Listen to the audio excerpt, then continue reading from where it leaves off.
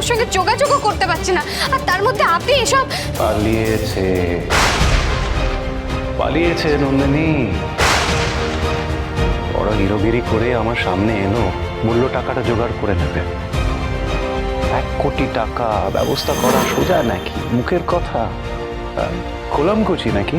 আমি ওনাকে ভরসা করি।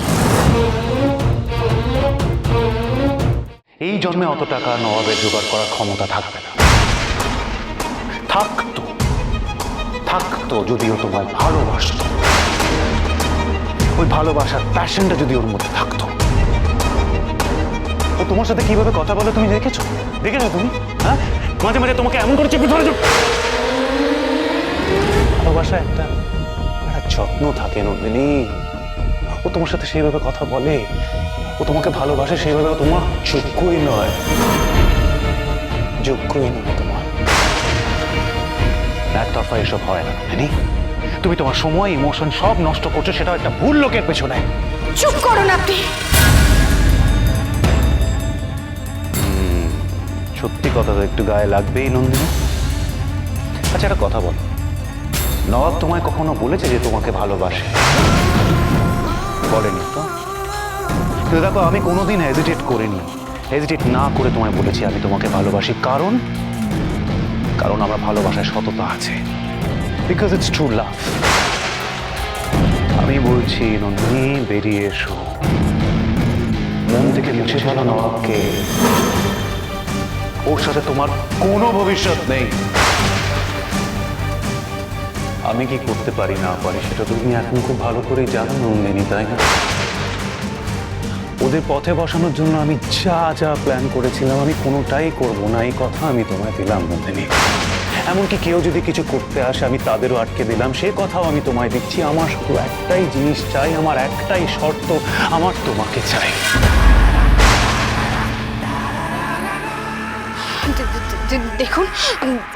দেখুন আপনি তো নিজেই বলেছেন যে এইভাবে একতরফা কোনো কিছু হয় না।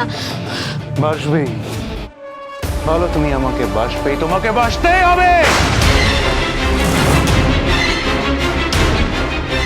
বলো আমার নন্দিনী, বলো, নাহলে তোমার বাড়ির সব কটা লোক পস্তাবে, তাদের বেঁচে থাকা কোনো রাস্তায় বেঁচে থাকবে না। বলো নন্দিনী, তুমি আমায় ভালোবাসবে। বলো আমায় নন্দিনী, বলো আমি তোমার উত্তরে অপেক্ষা আছি। বলো নন্দিনী, বলো আমায়, বলো। চুপ করে দেখো না নন্দিনী, বলো আমায়, বলো তুমি আমাকে ভালোবাসো নন্দিনী, বলে দাও একবার তুমি আমাকে ভালোবাসো নন্দিনী, বলো আমায় প্লিজ, বলো। আমার দিকে বলো একবার, তাকিয়ে আমার দিকে বলে দাও, বলো।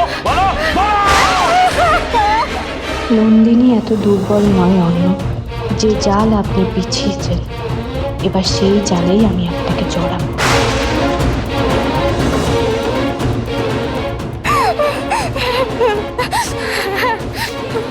আপনি ঠিকই বলছেন।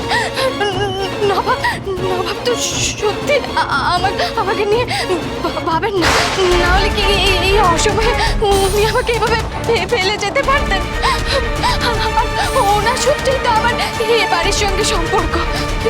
তাহলে আমি কেন এই বাড়ির মানুষগুলোর জন্য এত ভাবতে যাবো? কেন ভাবতে যাবো?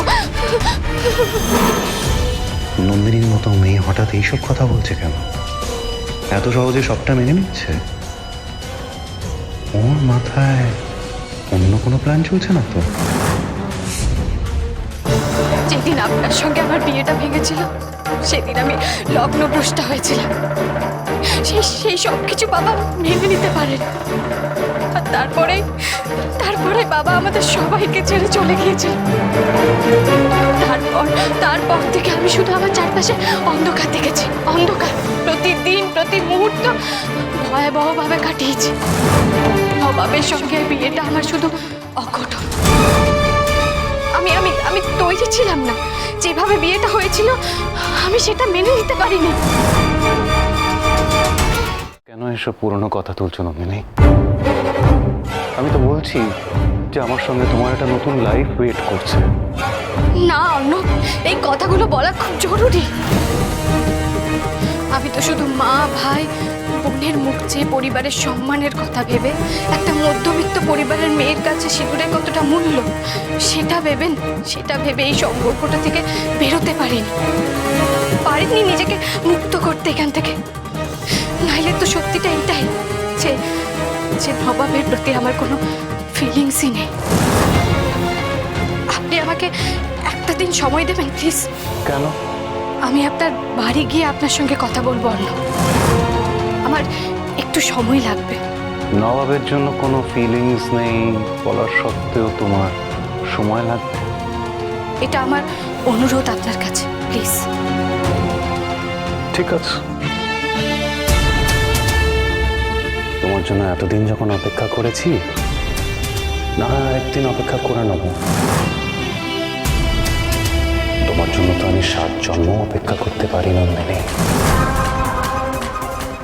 তোমায় এতটাই ভালোবাসি, ভালোবাসি নন্দিনী, এতটাই ভালোবাসি নন্দিনী, ভালোবাসি ভালোবাসি ভালোবাসি। जादू तेरी नजर, खुशबू तेरा बदन, तू हाँ कर या ना कर, तू है मेरी।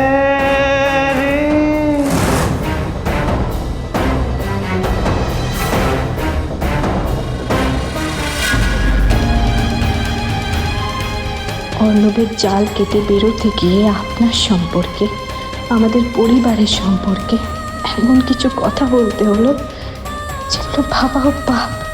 আমাকে ক্ষমা করবেন না পাপ। কি হয়েছে ছোট বৌদি? সারা বাড়ি অন্ধকার, কেউ কোথাও নেই, তুমি এখানে এভাবে বসে আর এসব কি?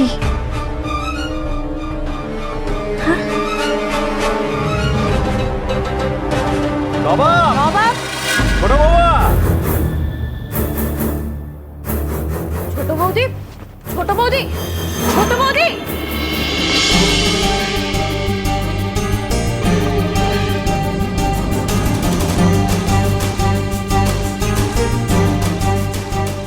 এসব ফুলের পাপড়ি এখানে করতে গেল?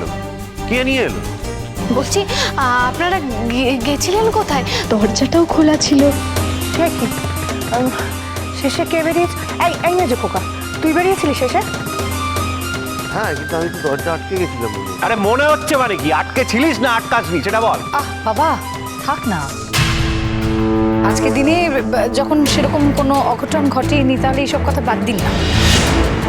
আমাদের পাড়ায় এবার একটা মিউজিক্যাল ফেস্ট অর্গানাইজ করা হয়েছে, তো সেখানে দেবাঞ্জনকে ওরা সবাই মিলে রিকোয়েস্ট করলো একটু স্পেশাল পারফরমেন্সের জন্য। এতদিন পরেও গাইবে, এরকমভাবে পারফর্ম করবে, তাই আমিও সবার জন্য ওই মোটামুটি ওই ধরে নাও ভিআইপি পাসেসের ব্যবস্থা করে দিয়েছিলাম। আচ্ছা বর্দা ভাই, বলছিলাম যে আপনার অনুষ্ঠান কেমন হলো সেটা বলুন না। সে তো একদম সুযোগ পেয়ে ফাটিয়ে দিয়েছি, কিন্তু তোমার আর নবাবের কি ব্যাপার বলো তো? কতবার করে ফোন করলাম, পেলাম না। কোথায় ছিলে তুমি? আপনার সাথে কি কথা আছে ওর বলুন তো? আমি ওকে আমার কাছে ফিরে আসতে বলেছি।